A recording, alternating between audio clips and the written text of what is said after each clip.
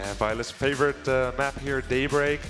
Now, I know a little bit about Violet's TvZ, going a long way back. When he was playing the Fight Club match, I think it was against the SCTC. That was a long time ago, way before Jan's reign. And one of the strategies that Violet likes to play the most against is Terran going mech, building a lot of units from factories, tanks, Thors, and Hellions, and so on. But Polt, he doesn't ever really seem to do that very much, does he? No, not at all. Even in TvT, where it's kind of a prominent strategy, Polt does not abide by the mech. Yeah, we saw it against Bomber. He loves to have just a few tanks that are sitting out there and using mobile bio to actually do the real damage to his opponents. But here we are, the game is loading up, the Thundersticks are in the air, we're ready to jump into game number 2 here of Polt versus Violet. IPL 5.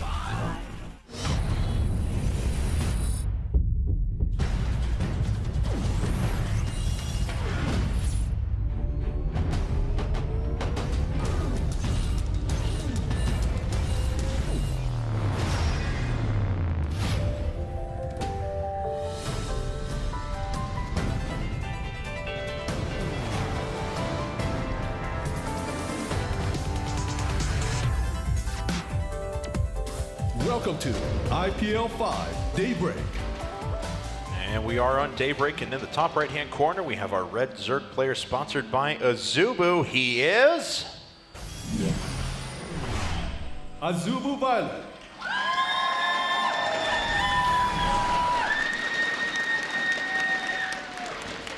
A little more support that time. Violet trying to tie things up here. And looking with much concentration, but he's got to go up against this guy, a beast of a Terran player in the lower left-hand corner, our blue Terran player from Team SCV Live. He is... TSL Polt.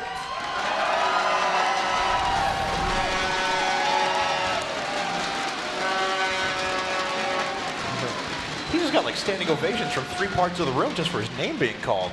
That's awesome. Yeah, super awesome. All right. And we were told to instruct everyone in the crowd as well that if you want to pick up any last-minute GSL merchandise, any last-minute IPL merchandise, the store is actually closing right now, so make sure you do pick that up sometime soon. But we're going to see another command center first pop out of Polt. No real surprise out of Violet yet, but you can see the voting is actually a lot closer. In the previous game, it was heavily favored towards Polt, but a lot of people thinking that Violet's going to have a good chance to come back. Yeah, people do love to vote for that underdog. Of course, you get more points if you vote on the underdog here, and you're right. And also, of course, people love StarCraft, man. They'd like to see more games, not just a 3-0 wipeout, but they'd like to see games go to game number 4 or 5 as they're so close and so tense. And you really get to know a player when they're going deep in a best of 5. Yeah, I mean, because a best of 5 is a completely different setting than a best of 3, because you have a couple more opportunities, to throw in something weird, to throw your opponent off a little bit, to kind of dictate the pace of the entire match. In a best of 3, you maybe get a chance to do that, but one game and then all of a sudden you're on the brink of elimination, and you got to kind of rely on a little bit more standard play. Now, I always love reading those interviews on Team Liquid where one of the community people, they translate the interviews from the Korean pros, from GSL and so forth, people like Seeker and others. I'm always very grateful for those. And what we see in those interviews, for example, I think it was Sniper who said, since the best of 7 of the Codes finals is going to be a best of 7, well, obviously, since the finals is going to be a best of 7, he didn't think it was going to be so much necessarily just about pure skill, but also about endurance. Because really, after game 1, 2, 3, 4, 5, you start to get tired. Your body starts to get tired. You start getting mentally spent and exhausted as well. And it really matters, like, how focused can you stay even as things are heating up. That's right, and one of these players, as soon as they're done with this set, they have to go play Lenok in a best of 5 and possibly a best of 3 right afterwards. So there's still a lot of StarCraft remaining here. Now, obviously, a very different start for Violet. He decided to open with gas. He got his Zergling speed. He's not opening with that 6-queen build that we saw last time, and a little bit more traditional Violet play here. Polt, on the other hand, actually nothing's looked that much different for him. He's got his factory coming up at about the right time. There we go. That is actually a big difference as that command center just now started. So if he decides to go the bio route, probably going to be a little bit slower, probably going to be that double engineering bay going into like a 2-2 push rather than that quick 1-1 timing attack with Hellions and Marauders. Yeah, definitely. And also, it's really cool to see what Terrans are doing against Zerg these days, just how they're structuring their best of X plays, their best of 3 and their best of 5 plays. if you want to prepare very successfully against an opponent in a best of, like in a multiple map series, you'd like to ideally always show like you're doing the same thing in the start, always show the same amount of units at the same time, but have it actually mean different things. If you always say, well, if I build my supply depot here, it means I'm on 3 CCs. If I build my supply depot there, I'm on 2 CCs. You don't want to give those kind of tells away. Well, look at this. Violet running in with 2 Zerglings, gets a good scout and picks off 2 SCVs on top of it. So a very successful 2 Zergling run by there. Yeah, very nice job there. So limiting his opponent's economy already. Now, of course, Polt with his early third command center, it's not going to bother him too much. He's going to be able to open up very aggressively with pretty decently high tech. But look at this. He's actually going after a second factory, and we've seen him do this a couple of times too. We've seen a few players actually opt for this, usually getting Blue Flame right away, and then moving into a giant Hellion push. Yeah, Blue Flame, I mean, this is going to be a very perfect map for it. It's going to be very hard to wall off there on that third hatchery. So maybe he's going to wait until the drones will be transferred to the third base, or maybe he's going to try and even find a hole in the natural expansion. And right now we see 2 evolution chambers walling off there at the natural expansion, but by no means is it enough just yet. All right, well, that bunker is well positioned. It looks like he does manage to still snag a mule there, so successful job. And this is a little bit of a giveaway. Polt has just shown a lot of Hellions there. Yeah, that's more Hellions, I think, than you could have had from just one factory with reactors. So probably Violet knows here. He's making a lot of links. Once again, he had no Roach Warren yet. He's actually making the Roach Warren reactively now. So he indeed did think you're not going to do that Hellion Marauder attack again, but now he is making the Roach Warren reactively. Yeah, and we can see his Overlord now gets a perfect scout, so if there was any doubt in his mind before, he knows exactly what's happening. Now, I like what Polt's doing initially. Hellions are underrated at killing larvae at each of these hatcheries. A couple of those are actually used quicker than they can be shot down, though, so Violet will be able to get some use from it. Again, running it with Zerglings, though, and doing economic damage. He's already killed 5 workers in this game, and it's usually the Terran player that takes the initiative this early on to get some economic damage done. And Hellions are overrated in killing eggs. They were not able to take those down at all, and the Overlords popped out safely. Yeah, that's absolutely right. And Blue Flame Hellion is shown, and there's a complete wall up at the front, or there was a second ago before all those spine crawlers moved for Violet. So most of the strategy for Polt is revealed now. Violet has a pretty good handle on this, and certainly he's had time to prepare for any such attack. Although that many Hellions is actually going to take out a couple of roaches on a spine crawler very quickly. Yeah, I mean, if it's just the 1, 2, 3 roaches to defend, he could actually kill this hatchery, even though it does take a while. But as it stands, enough roaches come in and Violet is able to secure that expansion. So Polt achieved something, but maybe not as much as he would have liked to. And these Zerglings at the front are going to be driven away pretty quickly. Now, Polt is obviously following this up with 3 barracks, even with the 2 factories right away. Even he won't commit to mech afterwards. So wants to fall back on his safe standard bio play. We mentioned that there was likely to be 2 engineering base before there are. So he's playing towards a much later game here, but you know, hasn't been able to get much damage done with these Hellions. Stopped to transfer drones over to the third, yes, but no drone kills necessarily. Yeah, no drone kills, and that's of course your ideal goal for Hellions. Instead, it's Violet who's getting the worker kills here as he swoops in time and time again with those Zerglings, finding holes where there should be none normally. But it's just a great job for Violet to find those holes. That was a really nice play, though, by Polt, dragging some Hellions up from the bottom, though, and he traps all those Zerglings. So that last round wasn't able to get any done, but Violet was actually cost-effective enough with his first few run-throughs that losing those Zerglings right there didn't matter as much. Now, he's going up his tech tree. We do actually have drops being researched. Ventral Sax is on the way. Violet is one of those players who finds very creative attack types. He often makes use of Nidus Network or drops, and normally you wouldn't expect that necessarily at this moment. He employs drops a lot against mech, but of course we're seeing Polt going for bio, so pretty interesting. Gonna wait and see what he's gonna do with that. Maybe gonna continue Zergling drops into the main base. Since Zergling have been the thorn in Polt's side all along, maybe he wants to just continue doing that. Zerglings with just a handful of roaches to make sure that they can tank Marines pretty effectively are really powerful. And look at this. Violet is already pre-scouting this. He's getting a great look around. He's got the Changeling in. He makes sure that there's not a lot of missile turrets there to cover his approach. And as we can see, Polt has actually left the right side of his main almost completely free of structures. Yeah, that's true. And well, for Violet, we can also say that the Hellions, even though they didn't kill any drones, Violet did tech quite late to lair, which means, and also he started mining so late from his third, which means he didn't have his fifth and sixth gas very quickly. And as such, it's very hard to assemble a very large amount of investors very early. So maybe that is why he's relying mostly on basic units and something like drops.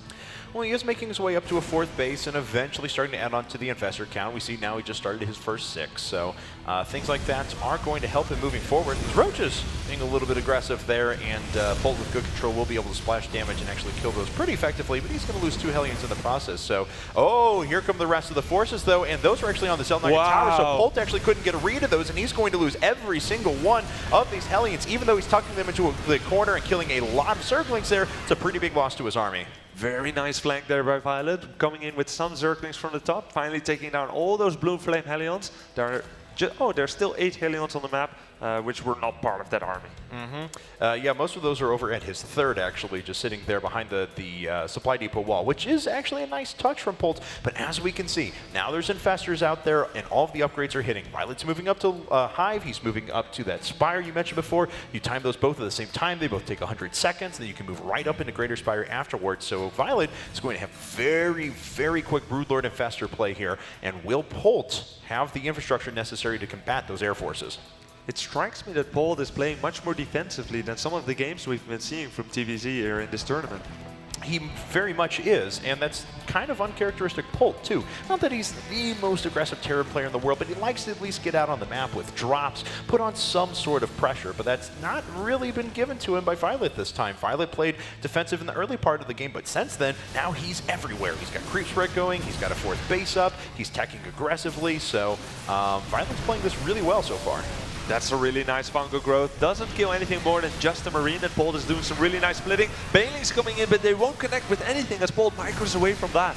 Now, this is not a bad time for Polt, actually, because we've had an investment into Greater Spire, Broodlord tech, stuff like that, but those are not going to appear anytime soon. You can see Violet lost a lot of those early units around the Zelnagga tower, getting too close to those siege tanks. Even the infestors themselves dropping one by one. The fungal growth now not hitting that many forces afterwards, and Polt has built himself a pretty good position.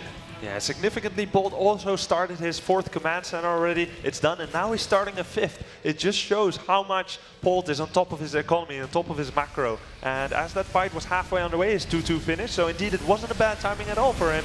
And right now, he wants to go in for the kill, maybe. He wasn't sieged up, and that allowed Violet to kill the first line of units, but he didn't have enough stuff there to continue with it, and Violet lost a lot on the way out. So even though Polt lost a couple of tanks, a good portion of his bio, he's still got a very strong position. He can start getting to the edge of creep, making sure that it's not able to push any further on the map and delay for at least a little while. He still has not gotten a read on these Broodlords, though, as we don't see any more starports, we don't see any stop to the medevac production, no Vikings on the way, and still throwing in Marauders. Yeah, as it stands, Violet would love to get some Broodlords out. It's going to be very hard to engage this without Broodlords, but he's not quite there yet, and Polt is starting to pressure on this 4th. Violet cannot afford to lose this 4th base, since Polt is on 4 base himself. Yeah, and the infestor inside of his forces actually doesn't draw the fire of that many siege tanks, so they do fire on the majority of the forces up at the front. But here comes Violet now, and he is able to deal with most of these. He brought enough units this go around, and he is going to push Polt back off of this position, back to his 4th base. Yeah, he crushed Polt's army there, even though there were a lot of siege tanks. Nice job there by Violet, very Zergling heavy, and yeah, just a few banelings to blow up some tanks. And now we see Polt doing what Polt loves. He's got a lot of bio. He's even adding on a 3rd factory right now, but he doesn't have that much of an answer for these, what is it going to be in total? 5 Broodlords popping up right now. Yeah, you're right. I just see 1 starport on the map right now for Polt. So is he maybe expecting some signature Ultralisk play from Violet? I don't know, but that's not what he's going to get. He's done a good job of holding back the creep spread. I wouldn't think that he would expect it too much, but that's not what's going to hit him, and this could be very, very dangerous for Polt. 6 more Corruptors on the way now, and Violet is actually accumulating the forces pretty quickly to deal with this. Polt now finally making his first drop of the game. He's going to see that Greater Spire, and let's see if that actually prompts him to make a huge switch in tech. Yeah, that's going to probably be the most significant part of this drop. Not the potential damage he might be able to do, just seeing that Greater Spire. And he sees it now, and let's see how he's going to react. Yeah, well, he's still making those Marauders. He's still got his bio upgrades on the way. Still going to +2 ship weapons for still making ground units. Yes, he has not canceled those. He's not started to put up any Vikings, and he is going to, well, be in for a bad surprise in just a second when he sieges up this position. Of course, 3-3 is just finishing for Polt, so he's going to try and use this timing. But how does he get close enough to those Broodlords? I don't know. There's enough infestors there to hold those Bioforces back for a bit, and the Broodlords can get in position. They'll start to unsiege those tanks pretty aggressively. Now Polt finally pulling back. There we go. Double Vikings being made, 2 more starports being put down, 11 Marines at a time. That's the switch that Polt needed to make, but it's coming maybe a little bit too late. Yeah, Kevin, it's almost like he didn't actually see the Great Aspire. He dropped there, but he didn't maybe look at it, or maybe he thought Violet was in one of those situations where he had enough money to both make an Ultralisk Cavern and a Great Aspire, and was going to choose what units to make at a later time. So until Polt had a visual on those Broodlords, he didn't actually believe that they were necessarily on the field. But Violet is certainly committing to those very heavily. He's got a lot of Broodlords now. He's even got +1 weapons that was researched for those, I believe. So they are going to be very strong. 4 Vikings being made at a time, but there's only 2 on the map to 8 Broodlords and 10 Corruptors, 7 Infestors. That's a very strong army from Violet. Yeah, beautiful defense there by Violet as he splits exactly the right amount of Zerglings and Roaches to stop that double Medivac army there from killing that 5th base. Violet not mining from it yet. Now he is. Now he's mining from that bottom right base. Oh! The tanks are going to be going down, which is going to give these infestors free reign to get real up and close and friendly. That's right, and everything gets fungled and locked down in position. The Broodlords are just raining down death from the sky.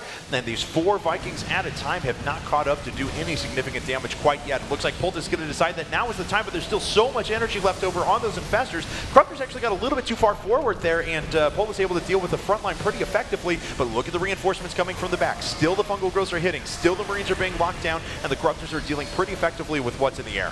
Yeah, and Violet just keeps remaking Zerglings behind this. He's going to try and kill as much as possible and then reinforce with the new waves. It looks like Violet has enough. Bolt supply is plummeting. The Corruptors are taking down the Vikings and the Broodlords are practically untouched. And look at the resources that Violet has banked behind this. He can reproduce a very high-tech army so quickly. He doesn't even have to do that. He's making a few Corruptors. He's making a ton of Zerglings right now to continue to put on pressure as quickly as possible. Yeah, Polt is pulling all the stops right now. 11 Marines, 4 Vikings and 2 Thors at a time. But his standing army is being absolutely obliterated. This needed to happen 6 or 7 minutes ago for it to be that effective. Yeah. And for now, Polt is about to lose his planetary fortress. Those mules, everything being fungal growth, and that planetary fortress goes down. And so do Polt's hopes of winning this game probably go down. Violet is looking like he's going to equalize with the 1-1 here on Daybreak. Now, those infestors are getting a little bit too far forward there, but it's not like it's that big of a concern. Violet does have an enormous lead in this game, and he is starting to push Polt back right now. We're 24 minutes in, so the main and natural are basically mined out. Even the third is getting very low. There's GG. Polt goes down. Violet ties it up. It's 1-1. So Violet making a very, very effective comeback there, playing the style that we more expected from him. Went up to a little bit earlier gas, got those infestors, made sure that he was able to put on pressure, and he was doing that very effectively from the very beginning. With those Zergling run-bys, he was killing a lot of SCVs and really keeping Polt back on his toes. Yeah, I mean, every pro gamer is making roughly, I don't know, I haven't counted it exactly, but they're making tens of thousands of decisions every game. Little things to be sure, and a lot of it is relying on very well-honed and trained instincts. Of course. But the decisions that Violet made here, they were pretty near perfect. He didn't send any drones to his third base, he didn't spread himself too thin, and as such, he took almost no damage from those Blue Flame Hellions, besides just delays. He didn't actually lose a lot of stuff. And in that sense, Violet got ahead and got exactly the game where he wanted it and was able to take this game pretty comfortably. Okay, well, that's going to set us up for game number 3 here. Don't forget, everyone.